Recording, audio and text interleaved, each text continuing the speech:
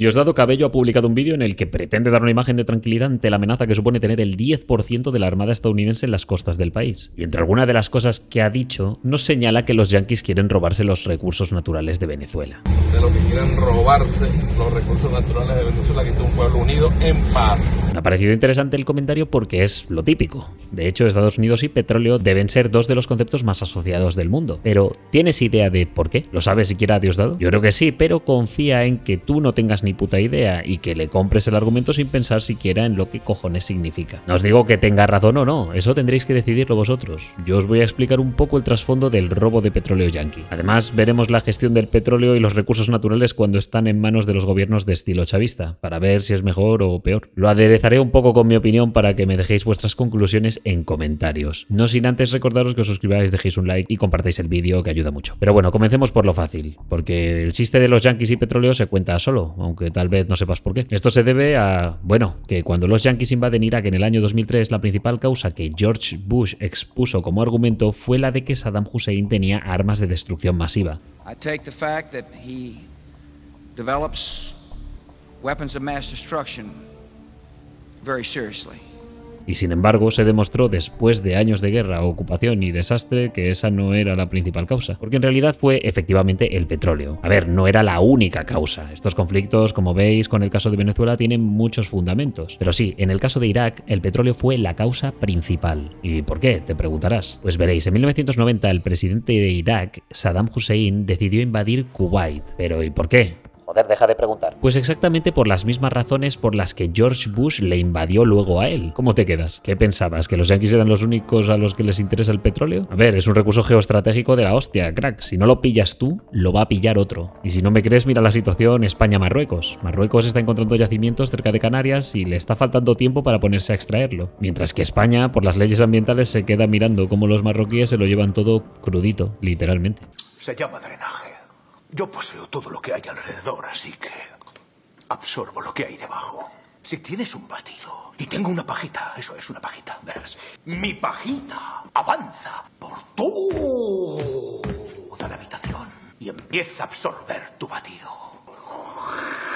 El caso es que Saddam invade Kuwait, que tras 8 años de guerra contra Irán necesita dinero, y este dinero lo ve en el país vecino. ¿Por qué? Pues porque estaban produciendo petróleo a cascoporro, y eso además estaba afectando al precio y perjudicando a Irak, que también lo comercializaba. Además, estaba extrayendo más petróleo que nadie, y los tenían al lado. ¿Por qué no entrar con tu flamante ejército y ponerte a usar la maquinaria que ya está trabajando sin tener que invertir un solo duro? Usó de argumento que los kuwaitíes eran iraquíes en realidad y que eso les pertenecía. Todo el mundo saltó a la defensa de Kuwait, primero con la operación Escudo del Desierto para proteger a Arabia Saudí y después con Tormenta del Desierto para expulsar a Saddam de Kuwait. Y se logró, aunque bueno, ya que se fue sin premio, aprovechó e incendió los pozos petrolíferos para tocar los cojones. Mención especial en esta retirada a la autopista 80, apodada la autopista de la muerte. Y es que las aeronaves de la coalición bombardearon esta carretera que conecta Kuwait con Irak. En ella estaba todo el ejército iraquí retirándose. Destruyeron más de 2000 vehículos, así como la mayoría del ejército iraquí, algo que fue muy criticado, porque bueno, parecía excesivo teniendo en cuenta que se estaban retirando. Luego se argumentó que la intención era desmantelar toda la fuerza militar iraquí para evitar un reagrupe y contraataque. La consecuencia fue terrible, y es que a Irak, como castigo, se le activa el programa Oil for Food, o sea que se le limita la cantidad de petróleo destinada a exportación. Y digo que es una putada porque Irak es uno de los países con las reservas de petróleo más grandes del mundo. No solo eso, sino que su petróleo es súper fácil de extraer, porque, bueno, todo eso es un puto desierto de arena, y los yacimientos estaban a poca profundidad y con mucha presión, por lo que extraerlo cuesta nada y menos, ya que a poco que cabes, sale solo. Ralph, ¿recuerdas cuando te imaginaste? Pero además es súper ligero y dulce, es decir, que tiene poco azufre. Esto hace que refinarlo sea mucho más fácil, porque tú no coges el petróleo y se lo metes al coche directamente, tienes que pasarlo por un proceso, tras el cual obtienes gasolina, diésel, asfalto o materiales con los que hacer plástico. O sea que el petróleo es valioso, pero cuando obtienes el producto refinado, este lo es mucho más, obviamente. Os pongo un paréntesis para que imaginéis lo importante que es que Ucrania haya destruido el 30% de las refinerías rusas, porque extrayendo y exportando crudo ganas dinero, pero el extra de ese valor añadido añadido al refinarlo es la clave económica. Seguimos. El caso es que estas sanciones no serían para siempre. De hecho, a Francia, Rusia y China no les interesa que se alarguen porque ellos mismos tienen acuerdos con Saddam, acuerdos previos a la guerra. Y estos acuerdos se traducen en concesiones para extraer y exportar ese petróleo tan ligero que tienen. Los yanquis y los británicos no tenían estos acuerdos. Y claro, el petróleo en la década de los 2000 iba a ser muy importante. Ya veréis por qué. Así que en 2003 Estados Unidos hace la de armas de destrucción masiva, cuidado, e invade Irak. Se cargan a Saddam y todos los acuerdos de su gobierno se van a tomar por el culo. Los yanquis se quedan el tinglado a través de ExxonMobil, Occidental Petroleum y Chevron, que seguro que os suenan estos nombres. Y los británicos meten a BP, o British Petroleum. Los que tenían acuerdos previos, Francia, China y Rusia, entrarían pero más adelante. No era una cuestión de robarlo en sí, quiero decir, ya iban a extraerlo otros países, como habéis visto. Era una cuestión de hacerse con esas concesiones de explotación. Irak se llevaría su parte del dinero, claro, pero montar una guerra y joderle la vida al personal para conseguir una concesión, un poco feo.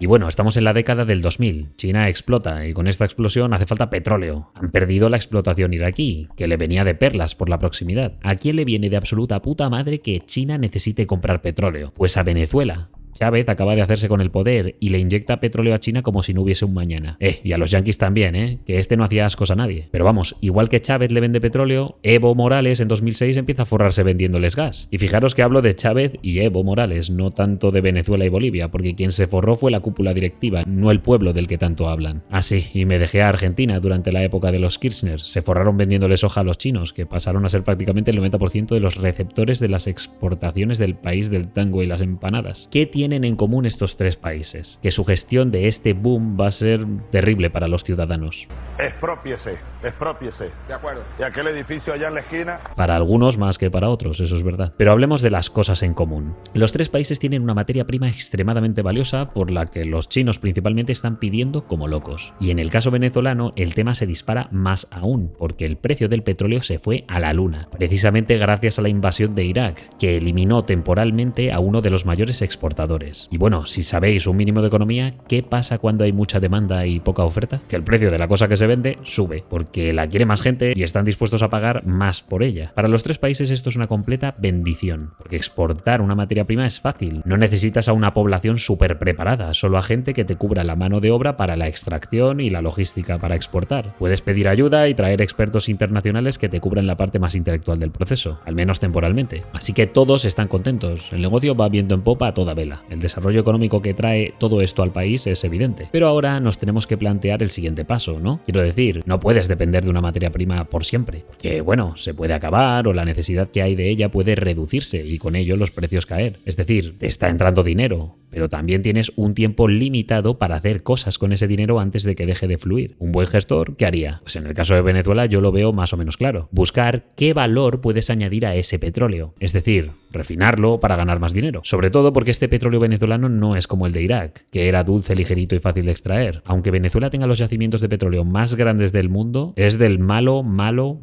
O sea, muy pesado, muy viscoso y con mucho azufre.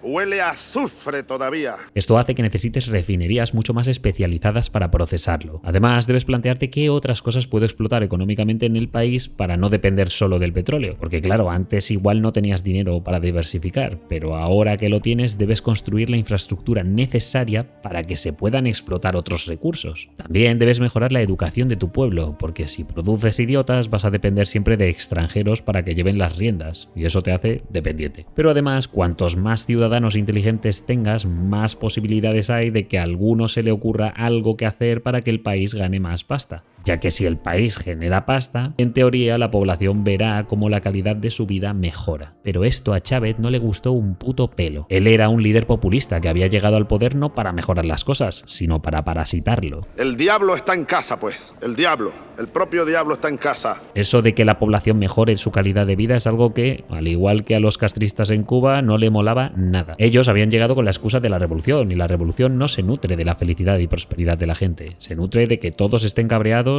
todo el puto rato con un enemigo, el que sea. Y en este caso el enemigo era la clase media. Así que no podía coger a todos los pobres y convertirlos en clase media, porque entonces perdía lo que les mantenía. Os dejo una cita muy interesante de alguien que lo escuchó de propia boca del Chávez. Me dice, caramba, usted no ha comprendido la revolución.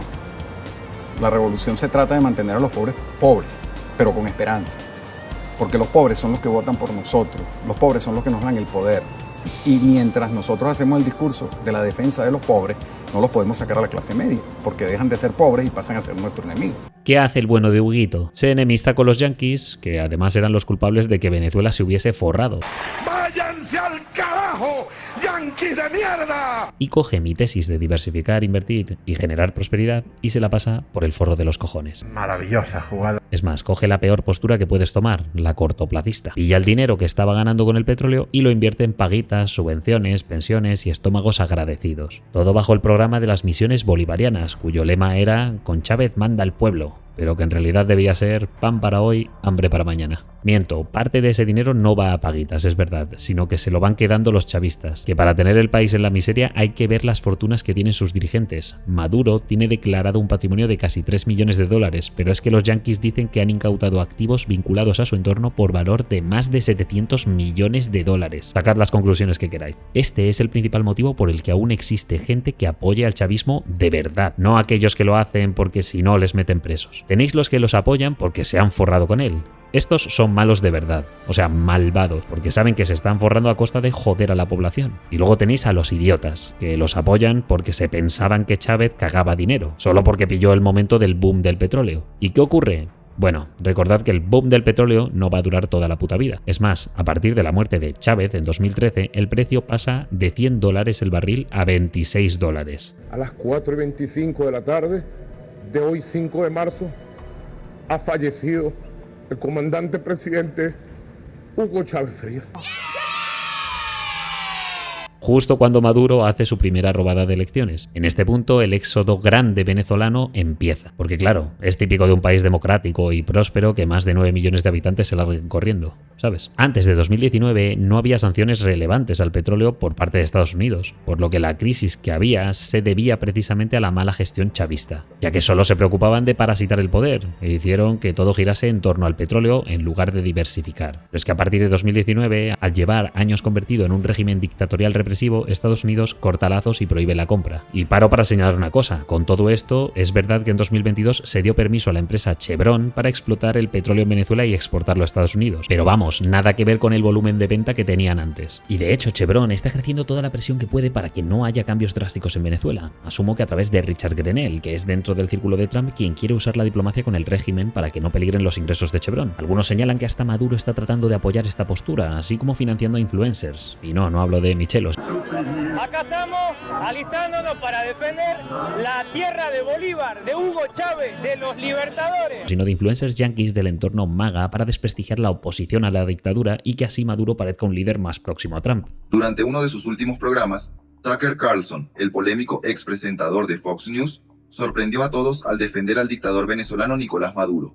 Según Carlson, Maduro podrá ser socialista en lo económico, pero es conservador en lo social, mientras que María Corina Machado representaría una visión más liberal, moderna y cercana a las élites globalistas. In Venezuela, gay marriage is banned, abortion is banned, sex changes for transgenderism are banned. It's one of the very few countries in the entire hemisphere with those policies. It is on social policy, not defending the regime, just saying, one of the most conservative countries in North or South or Central America. De hecho, por eso está tan pesado con que son cristianos, creo yo, para que Trump sienta que no son tan distintos. No irás a matar a un hombre con gafas, ¿eh? Su plan sería, con estos métodos, rascarle 2 años de transición a Trump, porque saben que las democracias el poder que tiene el presidente ahora no es el que va a tener dentro de 2 años cuando esté a punto de salir de la Casa Blanca. Por eso, la contraparte a todo esto es tan importante. Marco Rubio, el secretario de Estado, sabe que como les den oxígeno a estos parásitos va a ser imposible sacarlos, y lo sabe porque es de ascendencia cubana. La designación de terroristas para Maduro y sus secuaces el 24 de noviembre es clave porque Trump da la oportunidad de la diplomacia, pero sin gilipolleces. Pasado ese plazo, la diplomacia se acaba, porque no puedes tender puentes con un grupo designado como terrorista. Esto solo para que veáis que la gestión era un puto desastre. Y lo es tanto en Venezuela como en Bolivia, que no los he mencionado, pero sabed que ahora mismo se han quedado sin gas. ¿Dónde está el mar de gas? ¿Dónde está el litio? Evo Morales hizo exactamente lo mismo que Chávez, coger el dinero e invertirlo en estómagos agradecidos en vez de potenciar el país. ¿Qué ha ocurrido? Se han quedado sin gas y ahora son tan solo un punto de paso para el gas que fluye desde Argentina a Brasil, gracias a su yacimiento de Vaca Muerta. ¿Dónde está el litio? ¡Evo! ¿Dónde está el litio? Arce, ¿dónde está el litio? ¿Dónde está el gas? Y es que para mí esta clase de político es el mayor vendepatrias, porque literalmente venden el futuro del país para poder ellos rascar unos añitos en los que llenarse los bolsillos antes de irse. Y el Evo Morales, de hecho, donde se ha ido es a la jungla con 1 millar de escudos humanos con palos para que nadie vaya a buscar responsabilidades. De pie, compañeros, vamos a permanecer hasta derrocar este gobierno enemigo del pueblo. ¡Que viva el presidente Evo Morales! ¡Viva! Vosotros debéis sacrificaros ahora por mí. Seréis recompensados en el más allá. Responsabilidades que llegarán, porque no sé yo si los pobres bolivianos estarán muy contentos con que se les haya hipotecado de por vida para su conveniencia. Algo que puede verse claramente en el giro que ha habido en el país, porque su nuevo presidente no habla de indigenismo, paguitas ni nada por el estilo. Por la patria de que vamos a salir de esta, acuérdense. Vamos a salir de esta. Que Dios bendiga a nuestra patria y a cada familia boliviana. Y no se olviden nunca, porque lo hicimos con Edman. Bolivia, Bolivia, Bolivia, Bolivia, Bolivia, Bolivia, Bolivia. Y llegados a este punto es cuando, viendo la historia, saco mis conclusiones. Lo que creo es que Diosdado y la cúpula chavista buscan azuzar el muñeco de los yanquis nos roban el petróleo, que es la misma que puedes escucharle al típico Juan Rodríguez que te dice que los españoles le robaron el oro. Coño, lo habrás robado tú, Juan. Pero bueno, os voy a explicar después de todo esto por qué no veo coherentes las palabras de Diosdado. Primero y más importante es que Estados Unidos desde hace tiempo tomó una política enfocada a reducir la dependencia extranjera de petróleo. Actualmente son el país que más petróleo extrae del mundo y desde 2020 exportan más del que importan, de hecho. Segundo, que los chavistas son los primeros que están regalando el petróleo. Y no lo digo por Cuba, ya sé que es por todos conocidos que el suministro de petróleo de Venezuela a Cuba es uno de los pilares que mantienen al régimen de miseria en la isla caribeña. Eso y lo poco que sacan de los turistas que van a dejarse dinero ahí. Hablo de que el chavismo, ante la idea de que les quiten el poder que robaron ellos, contactaron con Trump para ofrecer todo lo que pudiesen a cambio de mantenerse en ese poder, que solo les faltó ofrecer a su hijo primogénito en sacrificio. Maduro ofreció todo en su país, todos los recursos naturales, incluso le grabó un mensaje en inglés ofreciéndole mediación. Él ha ofrecido todo. Él ha ofrecido todo, es correcto, tiene razón. Si el objetivo de Trump era conseguir petróleo de Venezuela, no necesita mantener la presión militar. Quiero decir, en su momento invadieron Irak porque los yanquis no tenían concesiones petroleras, pero es que los yanquis son los que deciden no tener concesiones petroleras en este caso, al margen de la de Chevron, que ya la tienen porque la permitieron ellos en 2022. Y lo digo porque Maduro está dispuesto a regalársela. Más que nada porque ahora mismo solo le compran sobre el papel los chinos, los rusos y los iraníes, al margen de lo que vendan por debajo de la mesa, que siempre venden por debajo de la mesa. Pero es que a estos que venden sobre el papel les deben tanta pasta por haberles ayudado a mantenerse en el poder que no les sale a cuenta. A día de hoy, casi la mitad de la producción de crudo de Venezuela no tiene comprador y el resto prácticamente no genera ingresos, pues es parte del pago de la deuda contraída con países como Rusia o China. La dependencia del petróleo, un maná que alimentó los mejores días del chavismo, está acentuando su franco declive. Además, tiene sentido que su principal cliente sean los yanquis, porque es beneficioso para ambos países. Primero, porque es más lógico que quien te compra petróleo esté a un breve viajecito de 1.500 kilómetros por el mar Caribe que a 20.000 a través del Atlántico y del Índico, porque no pueden cruzar el canal de Panamá. No solo por las sanciones, sino porque no podrían cruzarlo ni queriendo, ya que el petróleo suele transportarse en ULCC, que son ultracargadores de crudo, y el canal de Panamá no tiene capacidad para dejar pasar barcos de ese tamaño. Por otro lado, a Estados Unidos le interesa comprar porque tiene instalaciones al sur preparadas para refinar ese petróleo pesado, viscoso y sulfurado. Además de que comprar a países próximos a esas instalaciones, como Venezuela, puede ser mucho más barato que transportar el suyo hasta ahí. Otro motivo para querer reactivar el comercio es que de esta manera mantienes el precio del petróleo estable y ganan influencia, estabilidad y sobre todo generan dependencia en su patio trasero. Quiero decir, hasta Canadá o México al final dependen de Estados Unidos porque es su principal comprador, incluso Europa. Siempre vas a depender de una superpotencia. Si no dependes de los yanquis, dependes de los chinos, de Rusia, Irán, de quien quieras, pero vas a depender de alguien, eso es seguro. Y a los que hablan de sanciones, a ver, las sanciones yanquis dan miedo porque precisamente son un país que genera dinero y negocio. Las sanciones consisten en eso, te penalizo y te compro más barato o no te compro. Coño, si odias tanto a los imperialistas yanquis, ¿no se supone que preferirías no tener que jugar al capitalismo con ellos? Claro, el capitalismo no mola hasta que lo necesito para mantener mi sistema fallido, ya veo. Por estos motivos me parece que el argumento de Diosdado sobre que vienen los yanquis a robar el petróleo, es cuando menos un puto chiste y pura propaganda, porque ellos mismos les están suplicando hacer negocio. Pero el problema es que Trump no quiere en el patio trasero de socio a un dictador que es extremadamente dependiente de China, Rusia e Irán, otros regímenes absolutistas. Además de que sería una pieza clave para la caída de regímenes como el de Nicaragua y el de Cuba. Y esto es algo que no le pasa a países sudamericanos que se saben mover mejor en el tablero geopolítico sin cerrarse puertas. Y dicho esto, ahora dime tú, ¿qué opinas? ¿Son Chávez, Maduro y Evo Morales los mayores vendepatrias de la historia reciente? ¿Diosdado sabe de lo que habla con el tema del petróleo? ¿Lo sabes tú? ¿Lo sé yo? ¿Estados Unidos va a robarse todo el petróleo venezolano? Y lo más importante, ahora que han aprobado publicar los Epstein Files, ¿Trump hará algo para opacar los titulares? Te leo, suscríbete y considera hacerte miembro como han hecho el Renzo, RGR, Enrique Leonardo, el Gentil Técnico, Khabib, Brian Guarapo, Dailos, The Pixel, Nico Chom, Enrique Herrero, Sebastián Castillo, Zargames, Lionel Gramaglia, Agus Santo, Amorchis, Benito Galán, Matías, Juan Delgado, Frankie y Wharton. Hasta luego.